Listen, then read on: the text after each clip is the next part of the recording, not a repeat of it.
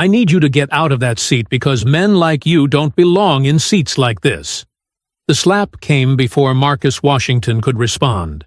Open-palmed and deliberate, Diane Whitmore Ashford simply looked down at the man in seat 2A like she had simply corrected a disorder in the natural order of things. Marcus did not move, nor reach for his face. His hands rested flat on the legal files spread across his tray table. 4 years of work, 17 veterans, the most important case of his career waiting 18 hours away in a Washington courtroom. What Diane Whitmore Ashford didn't know was that the man she had just struck was the only person on that plane whose silence was more dangerous than anything she could say. Before continuing, comment where in the world you are watching from and make sure to subscribe because tomorrow's story is one you can't miss. The seat was perfect, wide, leather, cool to the touch. Marcus Jerome Washington had earned it, not with old money or a family name, but with 15 years of 60-hour weeks, cold coffee, and cases nobody else wanted to take. He settled into seat 2A, pressed his back against the cushion, and let out a slow, quiet breath. The boarding process was still underway. Around him, the first-class cabin hummed with the soft sounds of people finding their places. Overhead bins clicking shut, flight attendants moving with practiced ease, the low murmur of conversation. Marcus paid none of it any attention. He had work to do. He laid his legal briefs across the tray table and put on his reading glasses. The documents were dense, hundreds of pages of VA records, denial letters, and government memos. Each page represented a man who had served this country and come home to find the country didn't much care. 17 veterans, 17 families, 17 stories of sacrifice that had been answered with bureaucratic silence and form letter rejections. Marcus had been carrying those stories for 4 years. Oral arguments were in 18 hours. He picked up his pen and underlined a key passage in the top brief. The government's argument rested on a narrow definition of systemic intent, a legal phrase specifically designed, Marcus believed, to make discrimination impossible to prove. He had spent months building the counter-argument. Every document in this stack was a brick in that wall. His sparkling water sat untouched in its cup holder. He hadn't noticed the flight attendant place it there. "Come home with a win, Marcus Jerome." He heard Angela's voice as clearly as if she were sitting beside him. He saw her at the departure gate, her warm brown eyes steady, her hands straightening his jacket lapels, even though they didn't need straightening. She had kissed his cheek, a soft, quick press of her lips just below his cheekbone. Then she stepped back and looked at him the way she always did before the big ones, like she already knew how it would end. Angela Washington had been a fourth-grade teacher for 12 years. She was not a lawyer, not a strategist, not a person who knew the difference between a circuit court and an appeals panel. But she understood people in a way Marcus sometimes envied. She had read those denial letters alongside him at the kitchen table. She had watched him pace the living room at 2 in the morning, talking through arguments to nobody. And when he had moments of doubt, which he did, though he kept them private, her voice was always the one that cut through. "You don't get to give up on them," she had told him once. They didn't give up on this country when this country gave them every reason to. Marcus touched the cheek she had kissed. Then he looked back at his briefs. The cabin continued filling around him. A businessman in a gray suit settled across the aisle. A couple in matching travel jackets took the seats behind. Nobody bothered Marcus. Nobody looked at him twice. He was deep into the government's third counter-argument when he heard the sound of rolling luggage. Loud, deliberate, the kind of luggage that announced itself. He didn't look up immediately. People boarded with loud luggage all the time. He kept his eyes on the page, pen hovering, following a footnote about benefit eligibility thresholds. The rolling stopped, very close. He became aware of a presence at the edge of his row, not moving, not sitting, just standing there, waiting. He could smell expensive perfume. Sharp and floral and a little too much of it. He still didn't look up. He heard a sharp exhale, the kind that wasn't accidental, the kind designed to be heard. Then the voice came, cool, certain, carrying the particular confidence of someone who had never once been told that they were wrong. "You're in my seat." Marcus finished the sentence he was reading. He set his pen down. He reached into his breast pocket and produced his boarding pass, crisp, unfolded, printed that morning. He held it up without looking at her. Seat 2A. His name. His ticket. He placed it on top of his briefs and picked up his pen again. There was a pause, brief and sharp, like the moment before weather changes. He looked up. Diane Whitmore Ashford was staring down at him, diamonds at her throat, sunglasses pushed up into perfectly styled hair. Her assistant stood 2 steps behind her, eyes down, boarding pass trembling slightly in her hands. Diane wasn't looking at the boarding pass Marcus had just shown her. She was looking at him, and the expression on her face said everything she hadn't said yet. Diane didn't move. She stood over Marcus the way people stand over things they intend to claim. Weight shifted forward, chin lifted, one hand resting on the top of his seat, like she was already measuring it for herself. Marcus held her gaze. Steady. Unhurried. "Ma'am," he said, "I just showed you my boarding pass. I don't need to see your boarding pass." Her voice was the kind of smooth that comes from a lifetime of being listened to. "I need you to get out of my seat." Her assistant took a small step forward. Boarding pass extended like a peace offering. "Mrs. Whitmore Ashford, if I could just— Your ticket actually shows—" "I didn't ask you." Diane didn't even turn around. The assistant went quiet. Her hand dropped. Marcus did not raise his voice. He did not shift in his seat. He folded his hands over his legal briefs and said simply, "This is seat 2A. My name is on the boarding pass I just showed you. I'd suggest you check your own ticket." Something moved across Diane's face. Not embarrassment, not confusion, something colder than both. She turned and snapped her fingers at the nearest flight attendant, a young man, no older than 30, who had been watching from the galley entrance with the careful expression of someone hoping not to get involved. He came forward anyway. That was his job.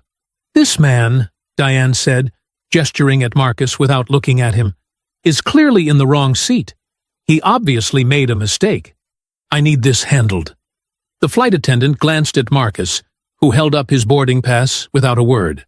The young man checked it carefully. Then he asked to see Diane's. Her assistant produced it before Diane could object. The flight attendant looked at both. Once, then again. His expression remained professional, but something behind his eyes flickered. The recognition of exactly what kind of situation this was. "Ma'am," he said carefully, "this gentleman is correct. Seat 2A is his assigned seat. Your ticket shows seat 2C, which is just— I know where 2C is." Her voice dropped to something sharper. "That's not what I asked you. I understand, but do you know who I am?" She said it without raising her voice, which somehow made it worse, like a door being locked rather than slammed. "My family has flown this airline exclusively for 22 years. 22 years.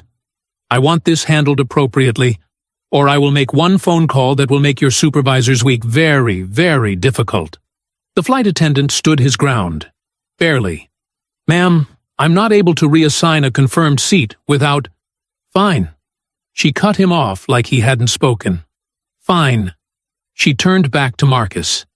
He had not moved, had not spoken, had not looked away from her. He simply sat in his seat, hands folded, and waited. Diane leaned in close, not close enough for the whole cabin to hear, just close enough for him. When she spoke, her voice was quiet, deliberate, each word placed like something she'd thought before, and had been waiting to say. "Men like you," she said, "don't belong in seats like this." The words landed like a stone dropped into still water. Marcus felt them move through him, down through his chest, and into something deep and old that he had spent his entire adult life refusing to let define him. He thought of Angela at the departure gate. He thought of 17 veterans and 4 years of work, and 18 hours until the most important morning of his career. He closed his legal brief. He looked directly at Diane Whitmore Ashford. "Ma'am," he said, his voice perfectly level, "I suggest you take your assigned seat." It happened fast. Her hand came up and across, open-palmed, full force, no hesitation. The sound cracked through the first-class cabin like something breaking. Her rings caught the high point of his cheekbone. The sting was immediate and sharp. Marcus did not flinch. He did not reach for his face. He did not stand up. He did not raise his voice. He turned back to face forward. His jaw was set.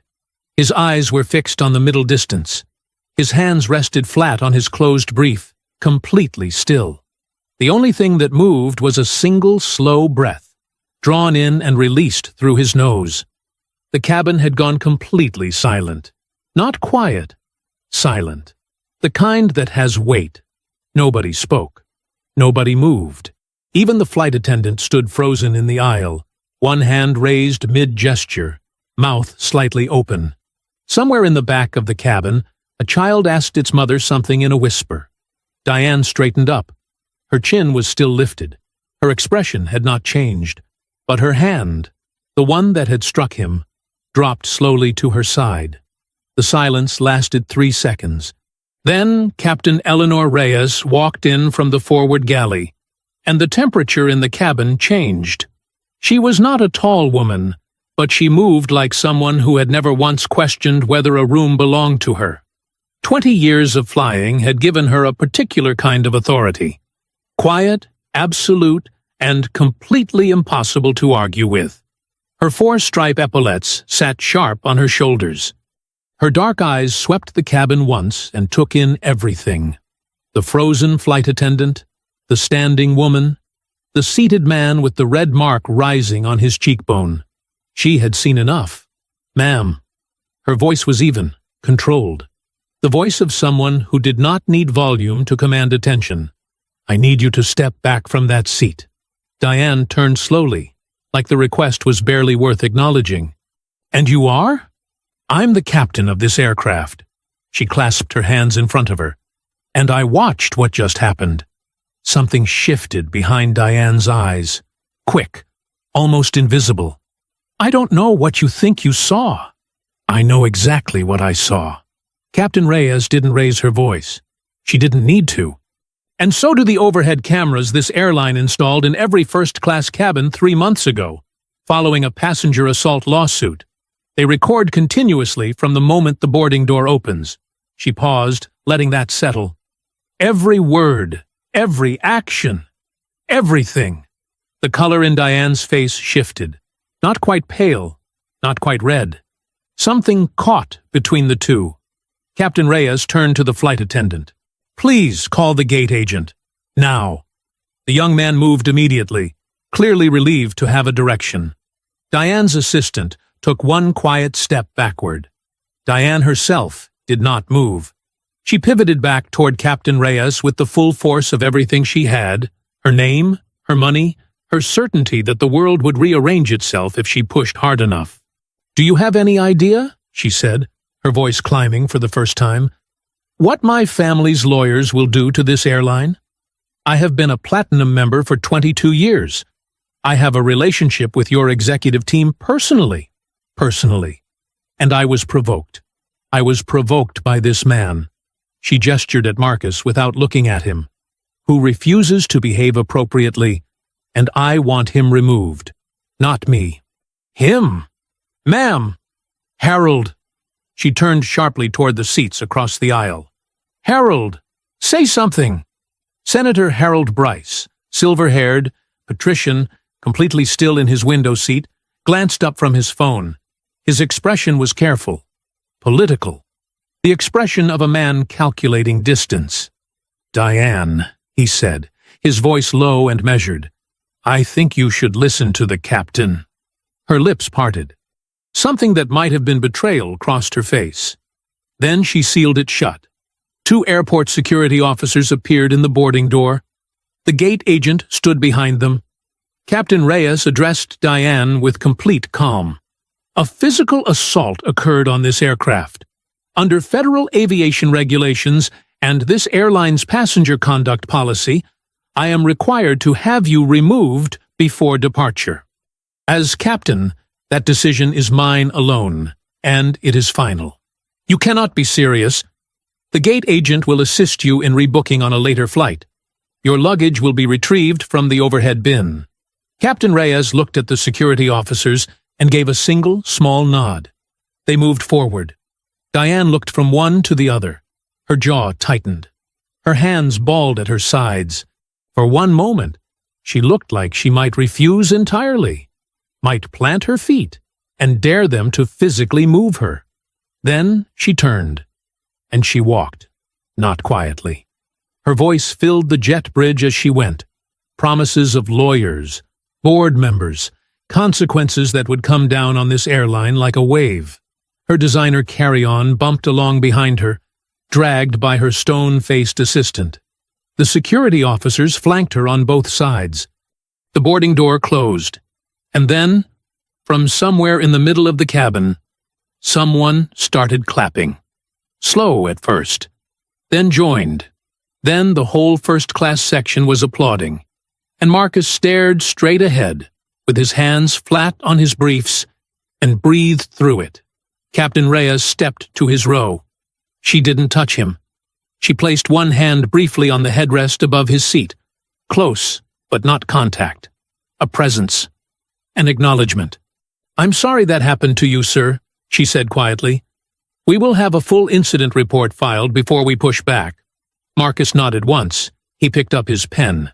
He found his place on the page. But the words blurred a little before they came back into focus. The applause faded. Passengers settled back into their seats. The flight attendants resumed their boarding routines. The quiet hum of the cabin returned like nothing had happened, like the last 10 minutes had been a brief interruption rather than something that would take a long time to forget. Marcus uncapped his pen. He looked at the brief in front of him, found his place, read the same sentence 3 times without absorbing a single word. He set the pen down. Captain Reyes reappeared from the forward galley and paused at his row one final time. She didn't crouch down or make a production of it. She simply stopped, looked at him directly, and said, "The incident report will include my personal account as a witness. Once we land, our ground team will reach out to walk you through next steps." "Thank you, Captain," Marcus said. She nodded once and moved on. Marcus picked up his pen again. This time the words held still.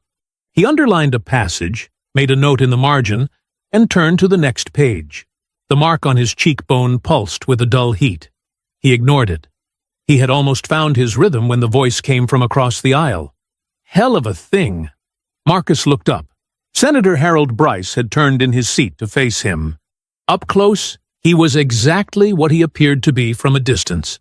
Silver-haired, square-jawed, the kind of man who had been described as distinguished so many times that the word had worn a groove into him. His suit was expensive and understated.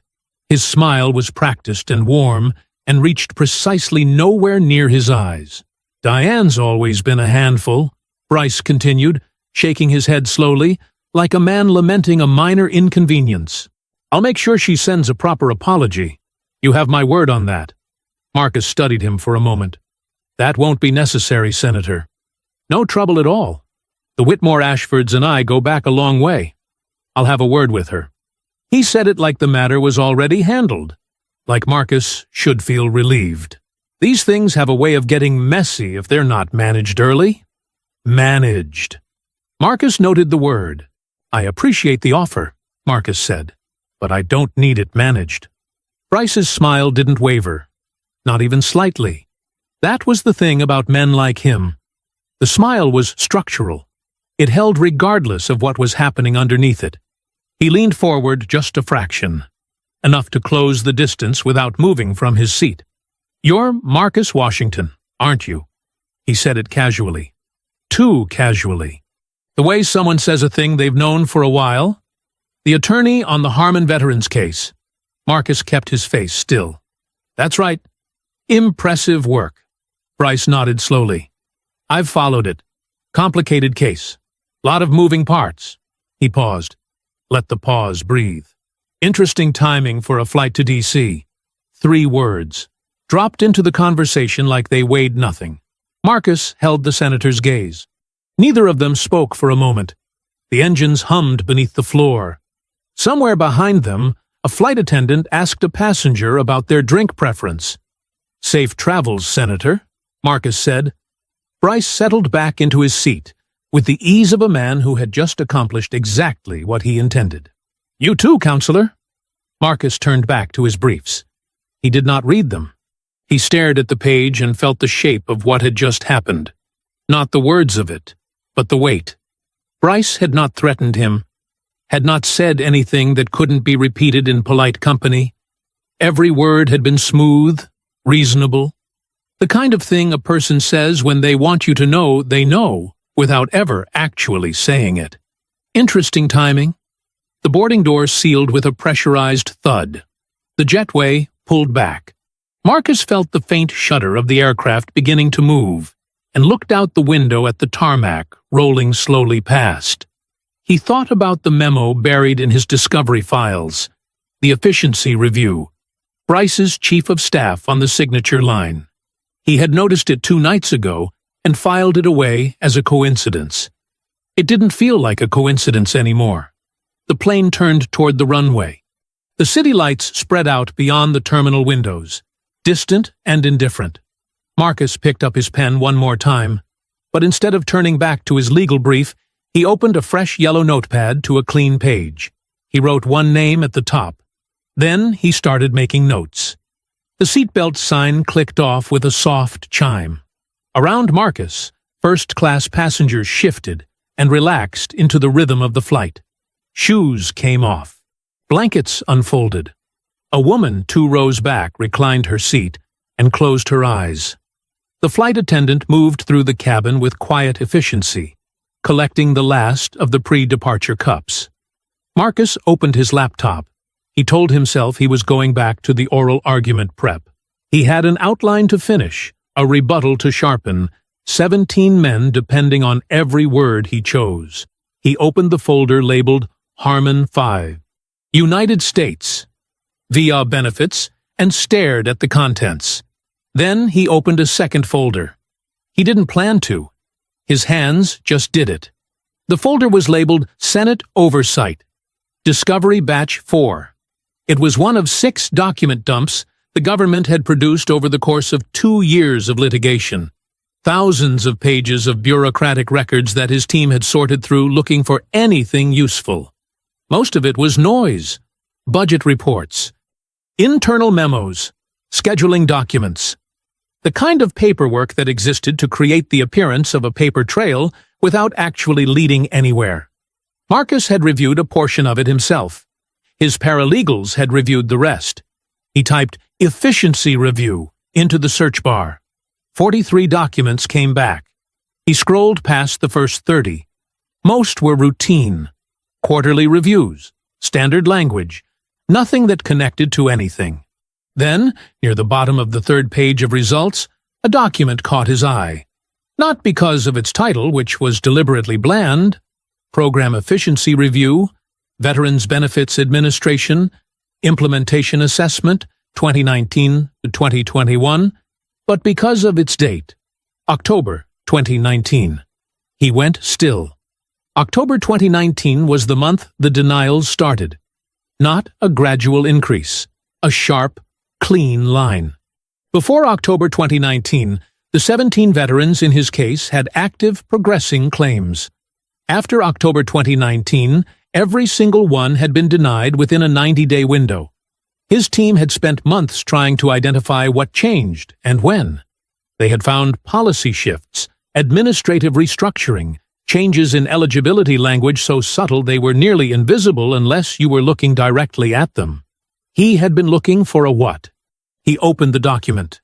It was 32 pages, dense, bureaucratic, written in the particular language of government reports that was designed to communicate as little as possible while appearing thorough. Marcus read quickly, skimming section headers, scanning for anything concrete. He found it on page 19. A single paragraph, buried between two sections about processing timelines and resource allocation. It referenced a subcommittee-aligned implementation directive issued in coordination with the Senate Veterans Affairs Subcommittee, directing VA regional offices to apply a revised eligibility standard to claims filed under a specific benefit category. The category that covered all 17 of his veterans. Marcus's jaw tightened. He scrolled to the signature page. The document had been reviewed and approved by 3 VA officials whose names he recognized.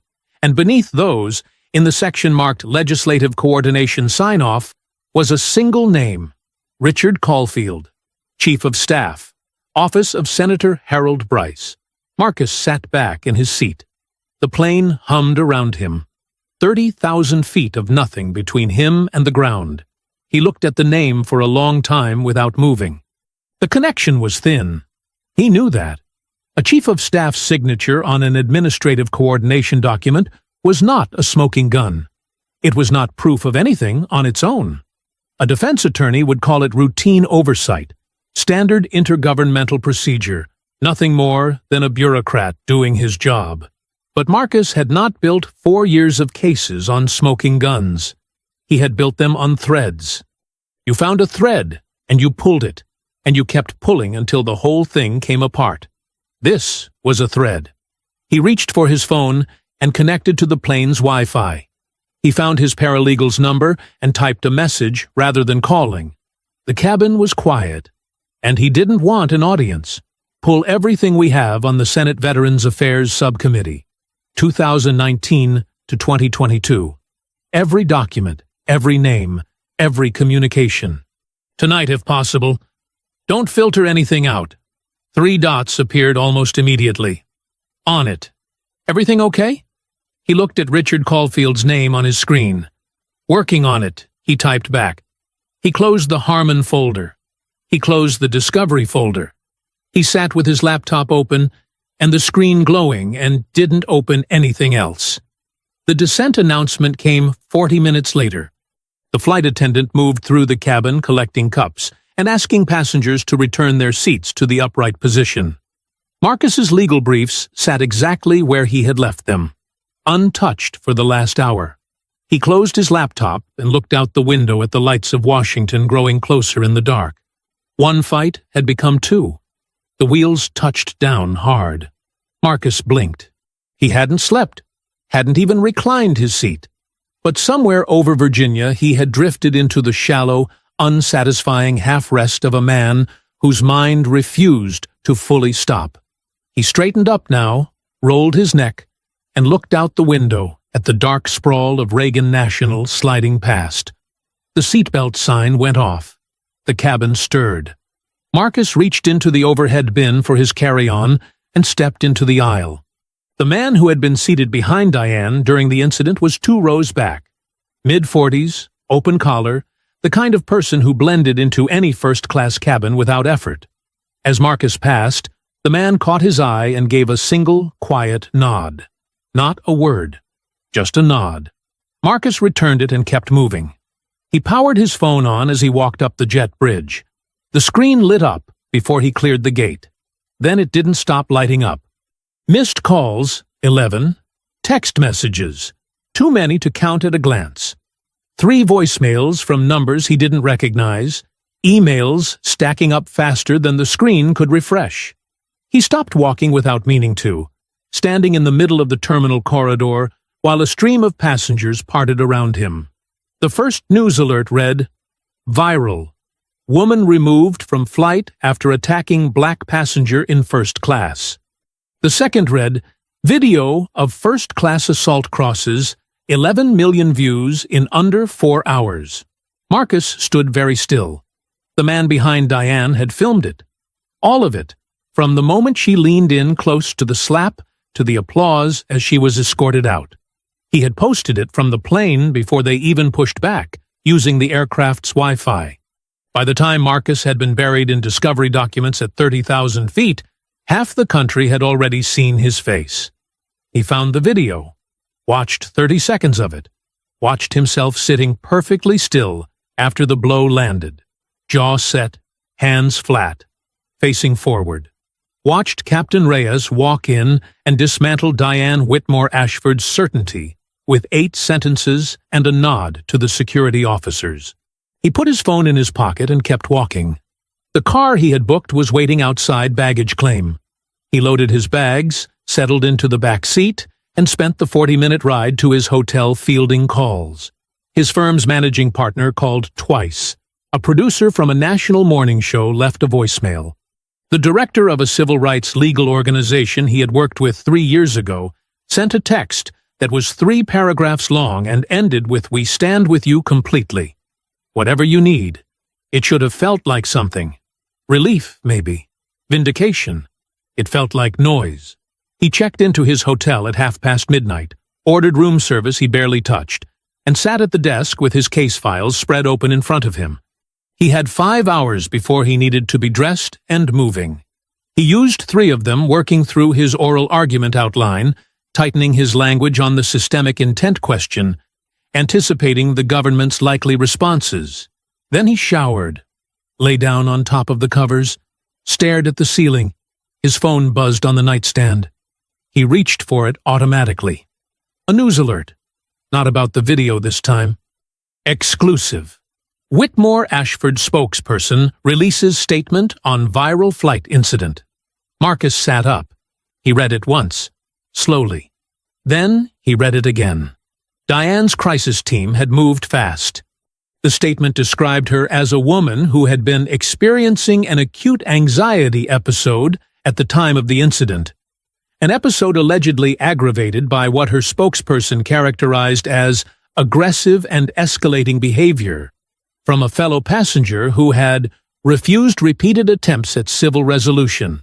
The language was careful and clinical, and designed to do one specific thing: make anyone who hadn't watched the video very carefully begin to wonder.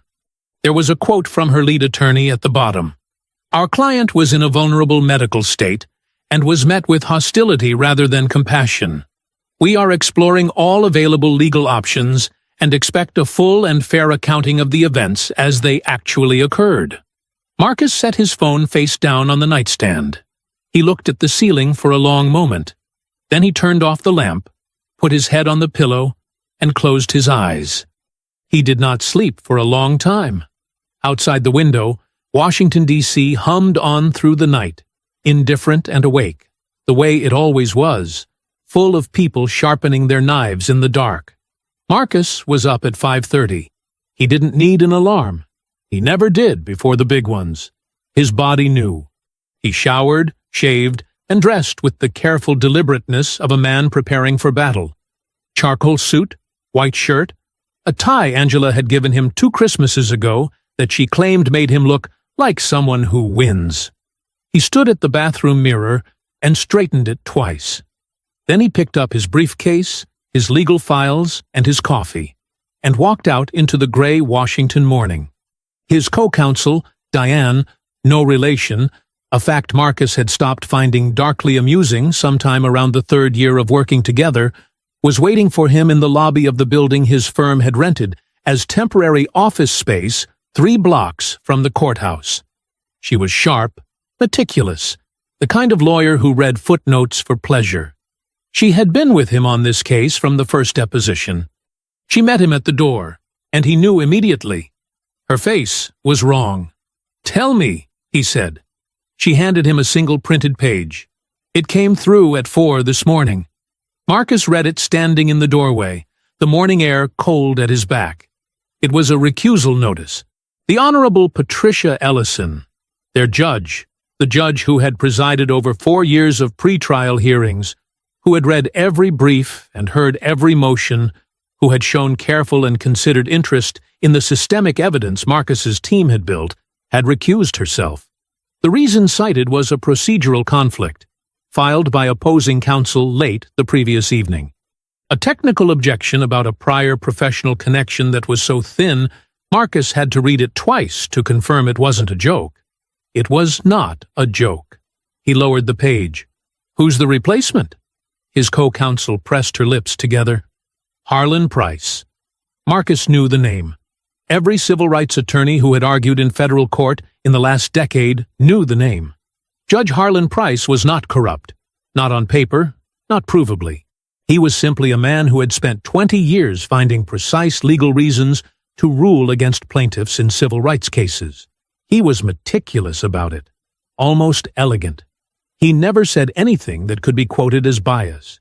He just found the narrowest possible interpretation of every legal standard and applied it with surgical consistency. For a case built on proving systemic intent, he was the worst judge in the building. Marcus's co-counsel was watching him carefully. We could file an objection to the reassignment, challenge the timing. On what grounds? Marcus said. The recusal is procedurally valid. Thin, but valid. We'd spend 2 days fighting the assignment and lose, and then we'd walk into that courtroom having already shown the judge we don't trust him. He folded the paper once and handed it back. We go in as planned. Marcus, they moved against us last night, he said. After 11 million people watched that video. After every civil rights organization in the country called our office. They were scared enough to pull a judge at 4 a.m. He looked at her steadily. Scared people make mistakes. We just have to be ready when they do. She held his gaze for a moment. Then she exhaled. Okay. Okay, he said. Walk me through their likely opening. They worked for 90 minutes at the temporary office, standing at the whiteboard, running through arguments, anticipating every move Price was likely to make from the bench. Marcus's co-counsel was thorough and precise, and slowly, as the work took over, the fear in her face settled into focus. That was the thing about preparation. It didn't eliminate fear. It just gave it somewhere useful to go. At 8:15, they packed their files and walked the 3 blocks to the courthouse together. The morning had brightened into a flat, cold gray. A few reporters were stationed outside. Someone had connected Marcus's name in the video to his federal case, and the story was apparently too good to leave alone. Cameras turned in their direction. Marcus kept his eyes forward and his pace steady. Inside the courthouse, the marble corridors stretched ahead of them. Long and tall and deliberately imposing, the way government buildings always were. Their footsteps echoed.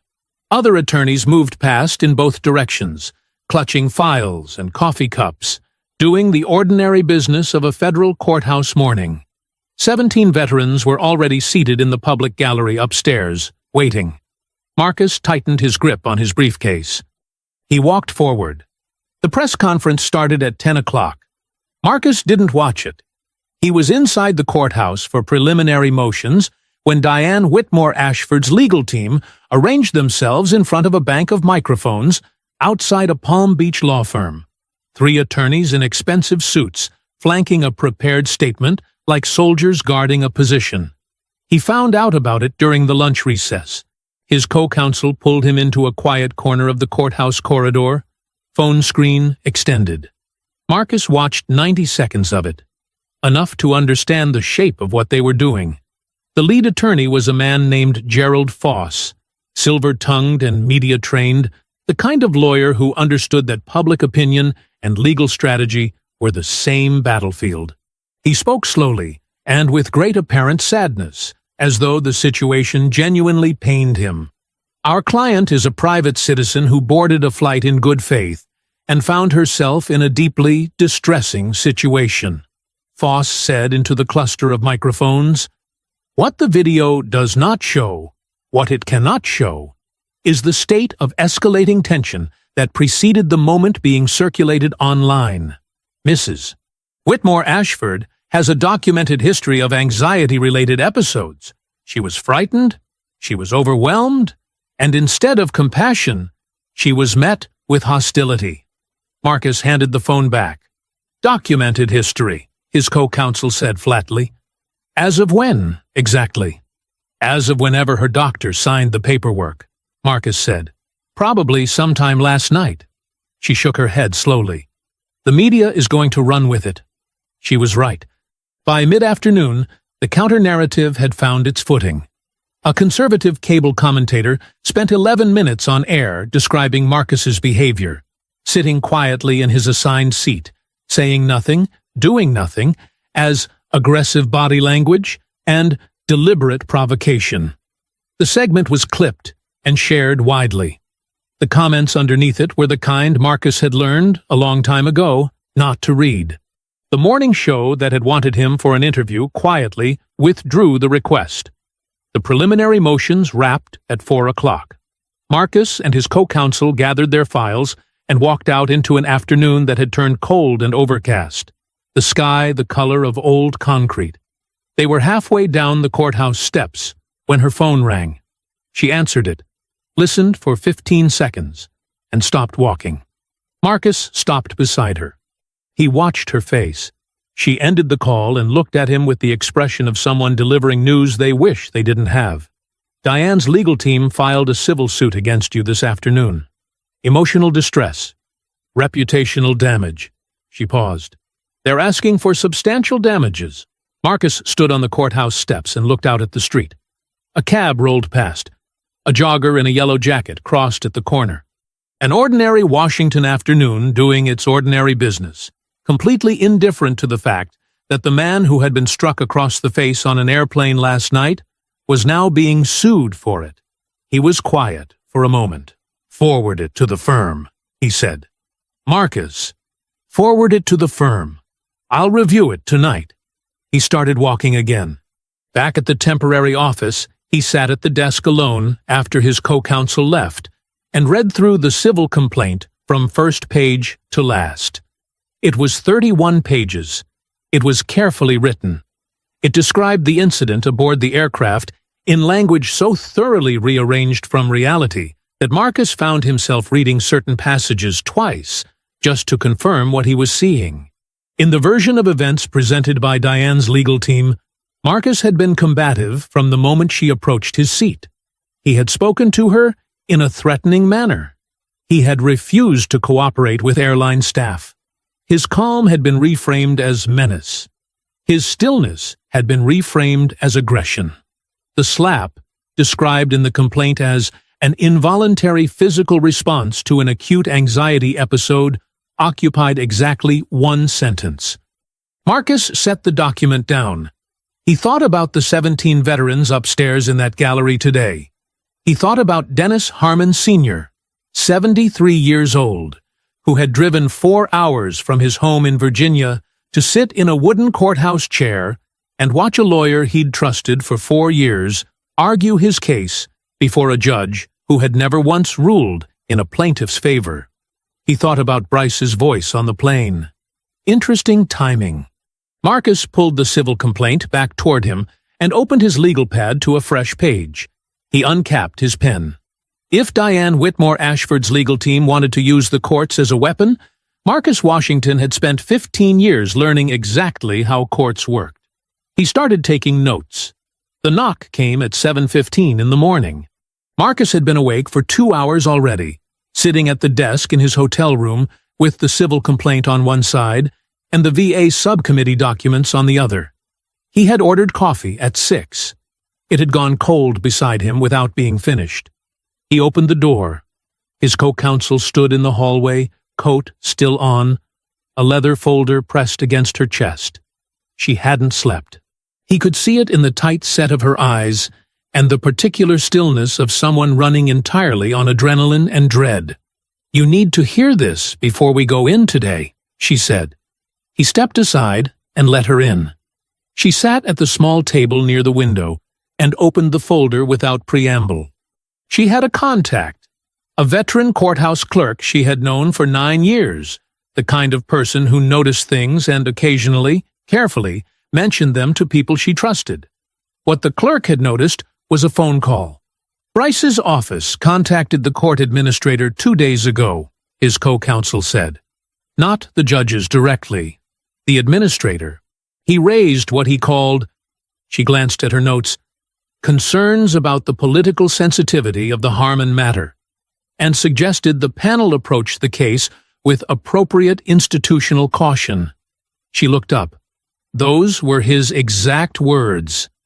Marcus sat on the edge of the bed, Who told the administrator this? Bryce's legislative director, a woman named Patricia Soule. She's made similar calls before, apparently. Nothing that crosses a legal line. Just pressure. The kind that's designed to leave no fingerprints. Marcus was quiet for a moment. And the panel? 2 of the 3 judges are political appointees, both confirmed during Bryce's tenure on the Senate Judiciary Oversight Committee. She closed the folder. He didn't threaten anyone. He didn't have to. Marcus stood up and walked to the window. Below, Washington was doing its morning thing. Taxis and joggers and government workers moving with purpose through the gray cold. The kind of city that ran on relationships and favors and the careful management of who owed what to whom. He had known Bryce was powerful. He had not known until this moment exactly how precisely that power had been aimed. "How solid is your source?" he asked. "Solid enough that she called me at 11 o'clock at night." He turned back from the window. "This doesn't leave this room. Not yet." "I know. We go in today and we argue the case we prepared. Same strategy, same evidence. Nothing changes because of this." He picked up his jacket from the back of the chair and put it on. "If we react to what he's doing, we're playing his game. We prepare our own." She looked at him for a long moment. "Marcus, he's poisoning the well. He's been poisoning it for years." Marcus buttoned his jacket. "Now we just know where the well is." She exhaled slowly. Something in her shoulders dropped. Not defeat, but the particular release of a person who has been carrying fear alone and has finally been allowed to set it down in front of someone else. They left for the courthouse together. Oral arguments ran for most of the day, long and technical and exhausting in the way that federal appellate arguments always were. Marcus performed cleanly. His structure was tight, his language precise, his responses to the bench composed and authoritative. Price probed hard on the systemic intent standard, as expected, and Marcus answered every question without flinching. But he noticed the silences, the way 2 of the 3 judges leaned back slightly when Marcus pressed hardest on the government's record, the way their questions for the government's attorney were careful and gentle in a way that his had not been. He noticed. He said nothing. After court, he sent his co-counsel back to the office and returned to the hotel alone. He sat at the desk, opened the VA subcommittee documents his paralegal had sent through, and worked until midnight. He was pulling threads, Bryce's chief of staff, the efficiency review, the denial timeline, building a second architecture underneath the first one. At 12:30, he finally stopped. He leaned back in the chair and rubbed his eyes. On the corner of the desk, half buried under documents, was the notepad he had started on the plane. One name at the top, a page and a half of notes beneath it. He looked at it for a long moment. Then he pulled it free from the stack, flipped to a fresh page, and kept going. The courtroom was full. Every seat in the public gallery was taken. 17 veterans sat together in the 3rd and 4th rows, some in old dress uniforms, some in ordinary clothes, all of them still in the particular way of people who had learned a long time ago how to wait. Dennis Harmon Sr. sat in the center of the 3rd row, 73 years old, back straight, hands folded in his lap. He had driven 4 hours. He had been waiting 11 years. Marcus stood at the plaintiff's table and did not look at them. If he looked at them, he would feel it too much. He needed to think, not feel. There would be time for feeling later. He opened his mouth and began. The argument ran 2 hours and 40 minutes. Marcus moved through it the way he moved through everything that mattered. Methodically, without hurry, building each point on the last like a man laying bricks. He introduced the efficiency review memo early and let it sit before the panel while he established the denial timeline. October 2019, the clean, sharp line. Before it, 17 active claims. After it, 17 denials inside 90 days. He connected the subcommittee coordination language to the VA's revised eligibility standard. He showed the pattern not as coincidence, but as architecture. Something that had been designed, approved, and implemented by people with names and titles and signatures on documents that were now in evidence. One of the judges, a woman in her 60s named Judge Carol Whitfield, leaned forward during Marcus's third segment and began asking questions. Not hostile questions, precise ones. The kind a person asks when they are working toward a conclusion and need the final pieces confirmed. The government's attorney, a careful man named Hendricks, who Marcus had faced twice before, struggled with two of her questions. His answers were technically correct and substantively empty, and Judge Whitfield's expression said she knew the difference. Marcus did not allow himself to react. He saved the veterans for last. Not as statistics, not as case numbers. He read from Dennis Harmon Sr.'s original claim application. The man's own words, written in 2018, describing 31 years of military service and a medical condition that had been formally linked to that service by 3 separate physicians. He read the denial letter that followed. 11 words of explanation for 11 years of waiting. The courtroom was very quiet when he finished. He sat down. His co-counsel leaned close and whispered, "That's the best I've ever seen you." After court, the hallway outside the gallery filled with veterans and their families. Hands were shaken. Backs were clapped. A woman Marcus didn't recognize gripped both his hands in hers and couldn't speak. Her husband, a man in a Navy veteran's cap, put his arm around her shoulders and mouthed "thank you" over her head. Then Dennis Harmon Sr. was in front of him. The old man took Marcus's hand in both of his and held it. His grip was strong despite his age, the grip of someone who had spent decades holding on. "My wife always said we'd see this day," Harmon said quietly. His voice was steady, but the effort it took to keep it that way was visible in every line of his face. Marcus held his hand and said, "She was right."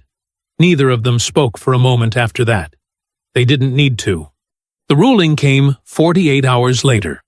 Marcus was back at the hotel desk with his subcommittee files when his co-counsel called. He knew from the first half-second of silence after he answered. 2-1. Against the veterans. Insufficient evidence of systemic intent. He sat very still. The dissenting judge, Judge Whitfield, had written a minority opinion that ran to 19 pages. His co-counsel read sections of it to him over the phone. Whitfield's language was the most direct Marcus had ever seen in a judicial document. She did not accuse her colleagues of corruption. She accused them of something she seemed to consider worse: deliberate narrowness, the willful application of an impossible standard to make justice unreachable. He thanked his co-counsel. He ended the call.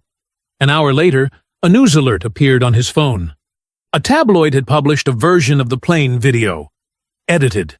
Diane's slap was gone. What remained was 30 seconds of Marcus sitting still, while a tearful Diane was escorted away. The headline read, "Who is the real victim here?" Marcus looked at the headline for a long time. Then he called Angela. The phone rang twice. She picked up on the second ring, the way she always did, like she had been waiting. "Tell me I'm not finished," he said. Angela didn't answer right away. Not because she wasn't there. Marcus could hear her breathing, could hear the faint sound of the television being muted in the background, the small domestic sounds of the home he wasn't in. She was thinking. Angela always thought before she spoke. It was one of the things that had made her a remarkable teacher, and one of the things that had made him fall in love with her 12 years ago, and one of the things that drove him absolutely crazy when he needed an answer right now. He waited. "Tell me everything," she said finally, "from the beginning." So he did. He told her about the ruling, about the 2 judges who had found their narrow standard and hidden behind it, about Whitfield's dissent and what it said and what it meant that a federal judge had put language like that in writing and still lost. He told her about the tabloid video, the edited version, Diane's slap erased, 30 seconds of himself sitting quietly repackaged as aggression. He told her about the civil lawsuit, about Gerald Foss and his careful sadness, and his 31 pages of rearranged reality. He told her about Bryce's call to the court administrator, about Richard Caulfield's signature, about the veterans in the gallery and Dennis Harmon's grip, and 11 years of waiting that had just been answered with 2 words: insufficient evidence. When he finished, the line was quiet for a moment. "Are you done?" Angela said. He frowned. "What? Are you done telling me everything that went wrong? Because you sound like a man who's decided he's finished, and I need to know if that's what this call is." "I'm not—" He stopped. "Started again. I just need to hear that I'm not finished. Marcus Jerome Washington." Her voice was not unkind, but it was firm in the way that 12 years of 4th graders had made it firm. The voice of a woman who had learned that sometimes love looked like refusing to let someone feel sorry for themselves. You were never close to finished. Now stop feeling sorry and think. He sat with that for a moment. "The leak," he said. "What about it?" "The edited video. Whoever leaked that to the tabloid had access to the original security footage from the airline. That footage was filed as part of the incident report, which means it was in the hands of the airline's legal or security department." He was on his feet without realizing he'd stood up, pacing the narrow strip of carpet between the desk and the window. Diane's team couldn't have gotten to it on their own. Someone inside that airline gave it to them. "Then find out who," Angela said simply. "Reyes," he said. "Captain Reyes filed the incident report. She would know what happened to the footage after it was logged. Then call her." He was already moving toward his phone. "I'll call you back. Marcus." Her voice stopped him at the door. "Those men drove 4 hours to sit in that courthouse today. They've been waiting 11 years. You don't get to be the one who gives up on them." He closed his eyes. "Opened them. I know. Good. Now, go work." He ended the call. For a moment, he stood in the center of the hotel room and breathed. The room was small and overlit, and smelled like recycled air. Outside the window, Washington hummed on through the night, indifferent as always, full of people who pulled strings in the dark and called it governance. He sat back down at the desk. He thought about the leak. He thought about the judge reassignment that had come through at 4 in the morning. Timed, he now believed, to land after the viral video had made the case too visible to attack frontally. He thought about Bryce's call to the court administrator. Every move had been reactive. They had been watching and adjusting and tightening the net as events unfolded, which meant they had a network. And networks had edges, and edges had people. People made mistakes. Marcus found Captain Reyes's name in his phone. He had saved it after the incident report confirmation, a habit left over from years of keeping every contact that might matter. He didn't have a direct number. He had the airline's crew scheduling line from a card the gate agent had given him. He called it, explained who he was, asked for a message to be passed. He sat back and waited. His phone rang 4 minutes later. Captain Reyes's voice was alert, despite the late hour. The voice of someone accustomed to being called at inconvenient times and answering anyway. "Captain," Marcus said, "I need to ask you some questions about what happened after we landed." A short pause, then, "I've been waiting for someone to ask me the right questions, Mr. Washington." Her voice was quiet, careful, not frightened. Captain Eleanor Reyes did not strike Marcus as a woman who frightened easily, but careful in the way of someone who had been waiting to speak, and was now choosing each word with the precision of a person who understood that what they said next would matter enormously. "Where do you want me to start?" she asked. "The incident report," Marcus said. "What happened after you filed it?" She told him. The report had gone in within 2 hours of landing. Detailed, thorough, exactly what the airline's protocol required. Her personal account of witnessing the slap, the camera footage reference, the boarding pass records. She had filed it cleanly and completely and expected the airline's standard passenger conduct process to take over. Instead, 3 days later, her supervisor called her into a meeting. He didn't say anything directly, Reyes said. That's the thing. Nobody ever says anything directly. He just told me that the legal department was managing the situation at the corporate level, and that it would be best if I kept my head down while things resolved. She paused. I asked what that meant for my report. He said my report was on file, and that legal would be in touch. And were they? Marcus asked. Oh, they were in touch. Something shifted in her voice. Harder now. A week after that meeting, I got a call from a man who introduced himself as a consultant working with the airline's legal response team. He was very friendly, very smooth.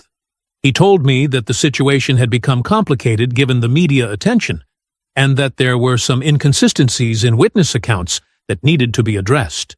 She stopped.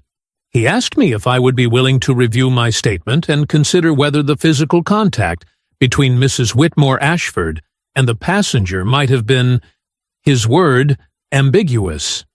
Whether it was possible I had misread the situation given the stress of the moment. Marcus was quiet. I told him I hadn't misread anything, Reyes continued. I told him I was standing 8 feet away with a clear line of sight, and I knew exactly what I saw. He got less friendly after that. What happened next? 2 weeks later, my scheduling got strange. Undesirable routes. A late approval on a leave request I'd filed months in advance. Nothing dramatic enough to file a formal complaint about. Just friction. The kind that lets you know someone is watching and isn't happy. She paused again. I've been flying for 20 years, Mr. Washington. I know what normal looks like. That wasn't normal. Did you document it? Every single thing. Her voice was flat and certain. Every email. Every scheduling irregularity, every voicemail I saved. I have the consultant's name, the dates of every contact, and a written record of every conversation I had with my supervisor about this matter. A brief silence. I started keeping records the day after that first call. I didn't know exactly what I was building, but I knew I was building something. Marcus leaned forward over the desk. Captain, I need you to send me everything. Tonight, if possible. I have a secure file transfer system. I'll text you the link the moment we hang up. Already on my laptop, she said simply. He exhaled. I also need to ask you something directly. The original security footage. The unedited version from the cabin cameras. After you filed the report, do you know who had access to it? A short pause. The incident report automatically flags the relevant footage and routes it to the airline's security and legal departments. Standard procedure. Both departments would have had access within 24 hours of my filing, and an edited version of that footage ended up in a tabloid. Silence on the line. He could hear her processing it, connecting the same points he had connected an hour ago. The consultant, she said quietly. The one who called me. What's his name? Hargrove. Daniel Hargrove. She spelled it. He said he was an independent consultant, but the email he contacted me from had a domain I didn't recognize. I looked it up. It's a crisis management firm out of Miami. Marcus wrote the name down, then wrote the firm name she gave him. Underlined both. Captain Reyes, he said, I want you to understand what you're potentially stepping into. If this goes where I think it's going, you may be asked to give a formal statement. There may be professional pressure. Mr. Washington. Her voice was steady and clear. I've already had the professional pressure. It didn't change what I saw. A beat. Send me the link. Marcus texted it before they finished the call. The files arrived 11 minutes later. He opened the first email and started reading. You just changed everything, he said quietly to the empty room. Don't speak to anyone else until you hear from me. The call came at 9:17 in the morning. Marcus was at the desk, working through the emails Captain Reyes had sent the night before, building a timeline of the airline's legal department communications. He had 3 legal pads open in front of him and a coffee he had actually remembered to drink while it was still warm. Progress. His paralegal's name appeared on the screen. He picked up before the second ring. What did you find? Her name was Simone. She had worked with Marcus for 6 years. Sharp, methodical, and constitutionally incapable of calling with small news. The fact that she was calling at 9 in the morning after an overnight document pull meant she had found something that couldn't wait. "I need you to sit down," she said. "I'm already sitting." "Good." He heard papers moving. "So, I pulled everything on the Senate Veterans Affairs Subcommittee like you asked. 2019 to 2022. Every document, every communication, every public record I could access." A brief pause. "2 of the veterans on our client list are from Bryce's home state, Mississippi. A man named Carl Webb and a man named Robert Dutton. Both served. Both had their benefits denied in that October 2019 window. Both wrote directly to Bryce's Senate office asking for help." Marcus's pen stopped moving. "They wrote to his office," he said carefully. "Formal constituent assistance requests. The kind senators handle all the time. Someone's benefits got denied. They reach out to their representative. The office makes inquiries." Simone's voice was steady, but tight. "I pulled the responses. Marcus, both men received form letters, signed on Bryce's letterhead. The language is almost identical in both. I'm reading from Webb's right now." He heard her take a breath. "After careful review, this office has determined that your claim is unlikely to meet current eligibility thresholds under applicable VA guidelines. We encourage you to accept the determination and explore other available support programs." Silence on the line. Marcus set his pen down very slowly. "He told them to give up," Marcus said.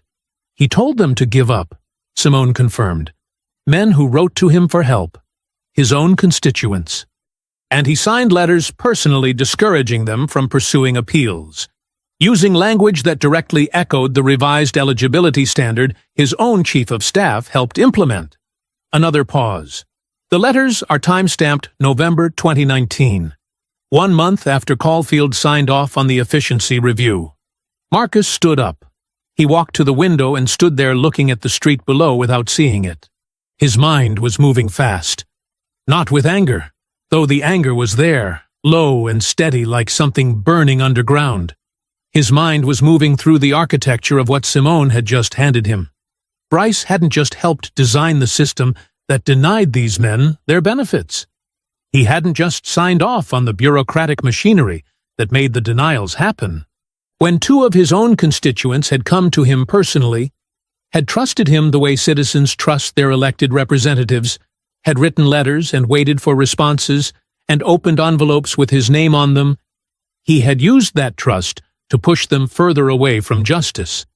He had known exactly what he had done to them, and he had helped make sure they stayed done. "Are the letters original documents?" Marcus asked. "Certified copies from both veterans' personal files. Webb kept everything. He said his wife told him never to throw away anything from a government office. Dutton's daughter has his file. I've already been in touch with both of them this morning. They're willing to cooperate fully." Marcus turned from the window. "I need affidavits from both of them. Formal statements connecting the letters to their appeal decisions. Can you have them drafted by end of day?" "Already started." He almost smiled. "Simone?" "I know," she said. "Call me when you know what you're doing with it." He ended the call. He stood in the center of the room and looked at his 3 open legal pads. Then he picked up his phone again and found the number he had been given 2 nights ago. A private cell, passed to him quietly by Judge Whitfield after he had reached out through a mutual colleague. She answered on the 3rd ring. "Mr. Washington." "Judge Whitfield," he kept his voice measured. "I need 30 minutes of your time, not as a judge. As a private citizen who wrote 19 pages about what justice requires and what happens when courts fail to deliver it." A long pause on the line. "I think," she said slowly, "that you should come to my office." He was already reaching for his jacket. He called his co-counsel from the elevator. "Clear your calendar," he said when she picked up. "We're not appealing. We're opening a new front." Judge Whitfield's office was exactly what Marcus had expected. Books on every wall. A desk buried under carefully organized files. 2 framed photographs. One of a graduating law school class. One of a woman Marcus didn't recognize standing in front of what looked like the Supreme Court steps. The judge herself was already seated when he arrived, coat off, reading glasses on, a yellow legal pad open in front of her. She did not waste time on pleasantries. "Sit down, Mr. Washington. Tell me what you have." He told her everything. The efficiency review memo, Caulfield's signature, Webb and Dutton's constituent letters, Captain Reyes's documentation of the airline's legal department and its coordination with Diane's team, the edited video leak, Bryce's call to the court administrator. He laid it out in order, clean and precise, the way he would lay out an argument before a bench, each piece connected to the next, the architecture visible. Whitfield listened without interrupting. She made notes on her legal pad. When he finished, she sat back and looked at him over the top of her glasses. "What you're describing," she said carefully, "is not an appeals matter. What you're describing is a conspiracy to deprive citizens of their constitutional rights under color of law. That's a federal criminal question." She paused. "Which means it belongs in a very different office than mine." "I know," Marcus said. "I need to know whose office." She looked at him for a long moment. Then she wrote a name and a direct phone number on a piece of paper and slid it across the desk. "Thomas Garrett," she said. "Assistant U.S. Attorney. He ran public corruption cases in the Southern District for 8 years before he moved here. He is thorough. He is patient. And he does not make moves he cannot finish." She tapped the paper once. "Tell him I sent you. He'll listen." Garrett's office was across the city. Marcus was there within the hour. The meeting lasted 2 hours and 40 minutes. Garrett was a compact, quiet man in his early 50s who asked questions the way a surgeon used a scalpel. Small, precise, and aimed at exactly the right place. He read every document Marcus had brought. He asked Simone to send the veteran affidavits directly to his secure server while they were still in the room. He asked 3 questions about Captain Reyes's email documentation and then asked for her direct contact information. At the end of the meeting, he folded his hands on his desk. "I'm going to need the complete security camera archive from the airline," he said. "Not the incident footage, everything. Full boarding sequence, jet bridge cameras, all of it from that night. The airline's legal department has been cooperative with Diane Whitmore Ashford's team," Marcus said. "They may push back on a voluntary request." Garrett almost smiled. "I wasn't planning to ask voluntarily." The subpoena was issued the following morning. Marcus was in the temporary office with his co-counsel when Garrett's investigator called with the first results from the footage review. He put the call on speaker. The cabin footage was what they already knew. Diane's approach, the slap, Captain Reyes, the removal. But the full archive extended further. The jet bridge camera, positioned at the boarding door, had been running from the moment the gate agent opened the door for pre-boarding. 12 minutes before general boarding began, 2 figures appeared in the jet bridge. Diane Whitmore Ashford and Senator Harold Bryce. They stood together near the far wall, away from the gate agent's desk. The audio was clear. Bryce's hand rested on Diane's arm. His lips moved. She nodded twice. The exchange lasted less than 90 seconds. Then they separated. Bryce moving toward the boarding door first, Diane following 2 minutes later. Marcus's co-counsel put both hands flat on the desk and stared at the phone. The footage also captured, in full unedited audio, Bryce's post-slap conversation with Marcus in the cabin. "You're Marcus Washington, aren't you? The attorney on the Harmon veterans case. Interesting timing for a flight to D.C., spoken within 3 minutes of the assault on the man he claimed to barely know, by a senator who had just been observed in private conversation with the woman who committed it." That same afternoon, Marcus's firm's social media researcher surfaced 15 years of documented connection between Bryce and the Whitmore Ashford family, charity galas, fundraising dinners, a federal land use vote in 2021 that had directly cleared the way for Diane's largest real estate development. The slap had been impulsive. The cover-up had been coordinated. Garrett called Marcus at 6 o'clock. "We're opening a formal criminal investigation," he said. "Conspiracy to deprive citizens of rights under color of law. I'll be in touch." Marcus set his phone down on the desk. He looked at his co-counsel across the room. Neither of them spoke for a moment. Then she said very quietly, "There it is." The news broke on a Tuesday. By Wednesday morning, Senator Harold Bryce's office had released a statement announcing that he would not seek re-election and was resigning immediately from the Senate Veterans Affairs Subcommittee to, the statement used the phrase 3 times, focus on family. His chief of staff, Richard Caulfield, had already retained a criminal defense attorney. By Thursday, Garrett's office confirmed that Caulfield had agreed to cooperate fully with the federal investigation in exchange for consideration on his personal charges. Bryce was done. He just hadn't admitted it publicly yet.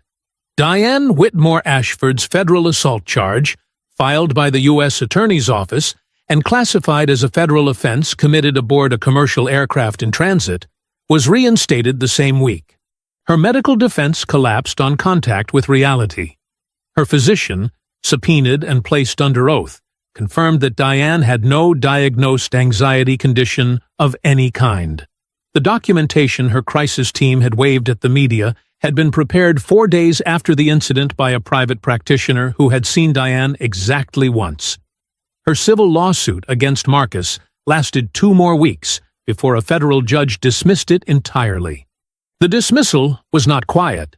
The judge found the suit to be frivolous and retaliatory, filed not in good faith, but as a legal weapon designed to burden and intimidate the victim of an assault. She sanctioned Diane's legal team and ordered Diane personally to pay every dollar of Marcus's legal fees from the suit's filing to its dismissal. Gerald Foss, Diane's lead attorney, gave no press conference this time. The original, unedited security footage, every second of it, cabin and jet bridge both, was released publicly by Garrett's office as part of the criminal case record. It was everywhere within hours, 12 minutes before boarding. Bryce's hand on Diane's arm, the clean, unambiguous crack of the slap. Marcus facing forward, perfectly still. Captain Reyes dismantling a woman who had never once been told no. Diane's real estate firm lost 3 senior partners in 5 days. 2 major development deals were quietly withdrawn. The 2 appeals judges who had ruled against the veterans, their names now attached to Bryce's interference in every news story being written, issued a rare sua sponte reversal. They reconsidered their own ruling in light of newly available evidence and remanded the case with written instructions that left no room for interpretation. The veterans would prevail. It was, as Marcus's co-counsel put it when she called him with the news, as close to an apology as a federal court ever gets. Marcus was on the phone with Simone when the call came through from Dennis Harmon Sr.'s daughter. He switched over. She was crying before she got through her first sentence. Her father had received his full back benefits determination that morning. 11 years of denials reversed in a single letter. The VA had fast-tracked the review under what Garrett's office had quietly described to them as significant federal interest. "He wants to talk to you," she managed. "He's been sitting by the phone." Harmon Sr. came on the line. His voice was the same as it had been in the courthouse hallway. Steady, deliberate.